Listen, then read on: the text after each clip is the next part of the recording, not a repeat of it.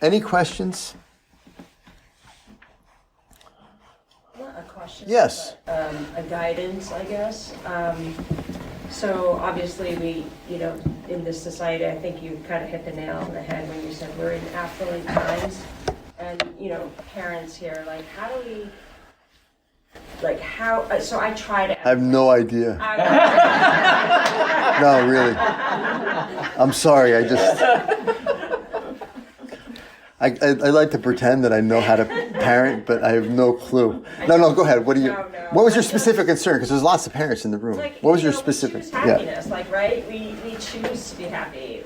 God suffered, we suffer. Yeah. Right? And we can say how horrible and awful our life is, and this happens and that happens, but yet it's our choice to be happy. I mean, trying to teach our kids that.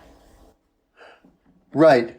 I mean, to use Jesus as an example, I guess, that's where I choose. They're always well, this happens and this happens, and it's unfair and that's unfair. And I say, well, look at Jesus's life. How unfair is that? Right. Right. Yeah, it's tricky, And they don't want to hear that. No, of course. They don't want to hear me. Yeah. The first thing my mother said to me when I was a kid was offer it up. Offer it up. I don't want to hear that right now. I know. No, but yeah, I think it's true. No, now that I'm older, I know that. Right now, and I feel like I have a black cloud over me and my family all the time, and I feel like I'm positive, and then good for you. Miserable. Yeah. I feel like they're miserable. That's fine. But I guess it's their choice again. I guess. Well, no, I don't. Yeah, I mean, yeah, I'd have to. I don't know. With I'm not saying my mom. They're miserable in me. Right.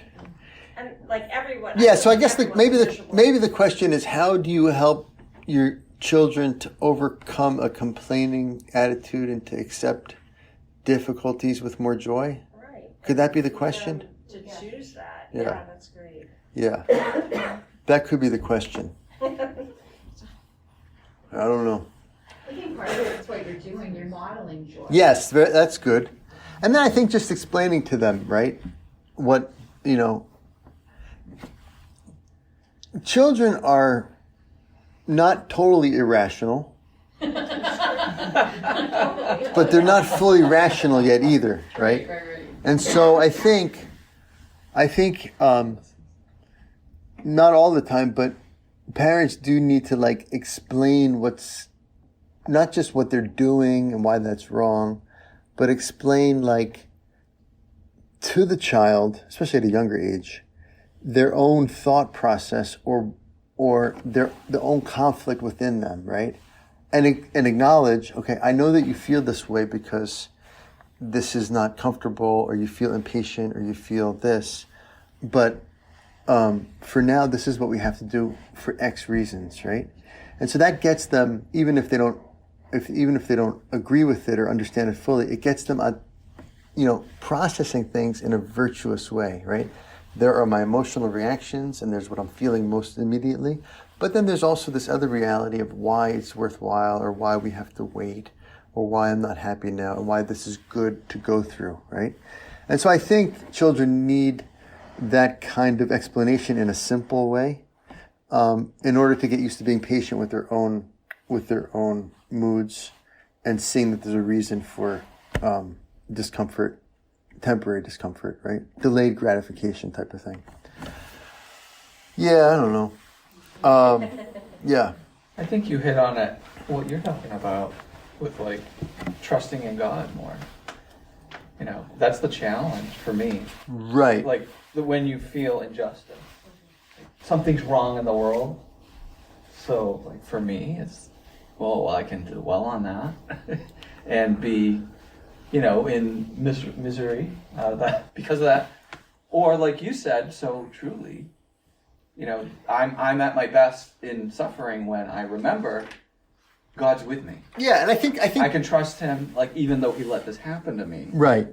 Then I can say, okay, there's a purpose. Right. So I think it's not meaningless suffering. That's very helpful to me. But I don't do it. I'm far from perfect on that. But Sure. in moments of grace. Sure. Yeah. But I think there's always, whenever there's a challenge or a problem in our life, we have to process it with clarity. The more clarity you can get in processing it, the better. And so I think there's a little bit of a flow chart. It's like, can I solve this? Yes. Well, then probably you're supposed to, because God makes us semi-provident over the problems and our relationships and things in our life, right? We have a will for a reason. We have a mind for a reason. And so if you can solve it, well, I mean, don't be a Pelagian about it. Ask for God's grace and help, and then try to solve it, right? But sometimes it's like, well, can I do anything about it? That's not maybe necessarily solving it, but can I make this better in some way? Well, then do that. But what you can't do is like make yourself responsible for something that you can't do, right? Or feel like, you have to be in control of things in your life that you're simply not in control of. Right? That is a shortcut to total insanity. I think many people are insane because they're trying to control things that are absolutely beyond their control. What other people think of them, what's going to happen in 5 years, what my children are going to turn out to be, what happened to me when I was 2, right? You have no control over most of that, right? And so when you have a problem in your life, I think it's very important. If you're a believer, there's another level, right? If you're a believer, there's a problem in your life. It's like, what can I do about it to make this better? Well, I'm going to go for that. You have to, be active, responsible with God's help. Everything else, I put it in God's hands because He's provident over what I don't have power over. And especially, if you think about like the world in general, yeah, we're citizens, we have to vote, we have to get together and try to make things better. But we have very little providence over the nation as such, or the world as such, the church as such. And so if you worry about things as if they were things you can actually do something about when they're not, there's no end, there's no bottom to that kind of worrying, right? And it's a kind of insanity. So we all have to figure out, what are we provident over? How does God want us to live our providence, and what relationships am I actually responsible for? What can I do about them? And then everything else we have to live confidence in God, because there's nothing else you can do about it. And that's freeing, right? So the whole idea of freedom from, you'll free yourself from all sorts of fears and worries if you trust in God more, as you put it. Yeah. Great. Any other questions? Yes. I have a question about the martyr province.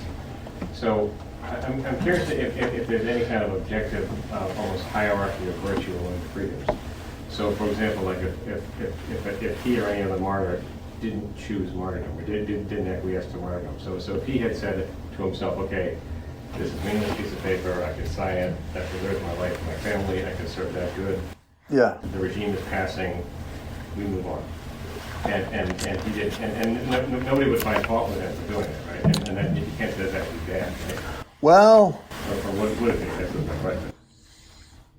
it depends on, so for him, it would have been very bad. It was worth dying for, because he saw it as his relationship with Jesus Christ, right? So that's all the martyrs get to the point where they're like, no matter how small this seems to someone else, this is a denial of someone who died for me and who's the Lord of the universe, right? So the martyrs see it not as a kind of technical thing, but rather as essential, right?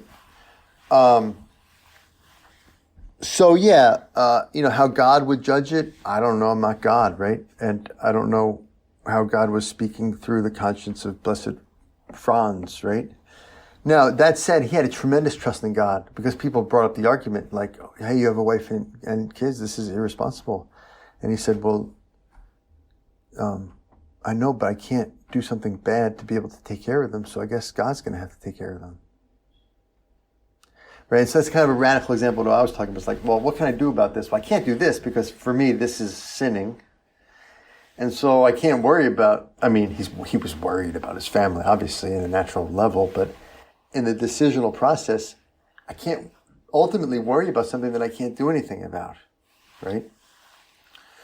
Um, On that line, just quickly, just before you get off of that, what if he wasn't, like, he's a martyr, obviously, but Yeah. what if someone was in the same position and said, my family, I need, and this and that, then they're consciously not yeah, that's a difficult. consider that wrong, like, Who, me personally? no, I meant, would that be a consider? I think it'd be understandable. I mean, I don't think someone's going to go to hell for that.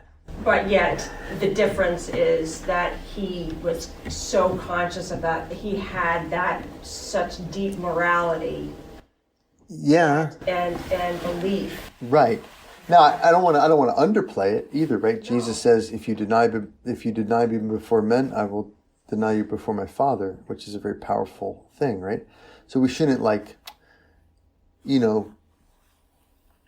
too easily downgrade No, I'm not Right. downgrading. I'm just saying, like, the violation of conscience. right. However, we do at the same time trust in God's mercy, and we realize that it is in a situation of extreme psychological coercion. So if someone fell to that weakness, yeah, I mean, I'm not saying they're going to hell. I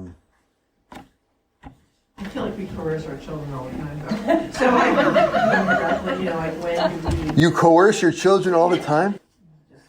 Yeah, I think, again, I'm not a parenting expert. By any means, I have 0 children. But yeah, I do think that somehow you have to foster freedom in the children, but with responsibility and with consequences. And so, yeah, I think there's 2 extremes, which is neglect, no consequences, no rules, and that's not good. And then maybe on the other hand, too much fear of not behaving well, right? Too much emphasis on the comportment and not the internal reasons for acting. All that's theoretical, so I don't know how to do it in practice. But yeah, I think you have to keep those in play, right? We need rules, kids need rules. Oh my gosh, it's so late. How'd that happen? Okay, thank you. We should go. The question and answer were longer.